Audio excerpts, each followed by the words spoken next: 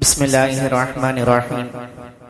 லப்பை நூரானியின் அஸ்ஸலாமு அலைக்கும் வரஹ்மத்துல்லாஹி தஆலா வ பரகாத்துஹு. அன்னி ஆயிஷா ரலியல்லாஹு அன்ஹா அவர்கள் அறிவிக்கின்றார்கள், ஒரு முறை என்னிடம் ஒரு பெண் வந்தால் யாசகம் கேட்ட அந்த பெண்ணுடன் 2 பெண் குழந்தைகள் இருந்தன. ஒரே ஒரு பேரத்தம்பழத்தை தவிர என்னிடம் வேறு இல்லை. அதையே அவளுக்கு கொடுத்தேன். தன் 2 பெண் மக்களுக்கும் அதை பிரித்து கொடுத்தால் அதை அவள் சாப்பிடவில்லை. பின்பு எழுந்து போய்விட்டாள்.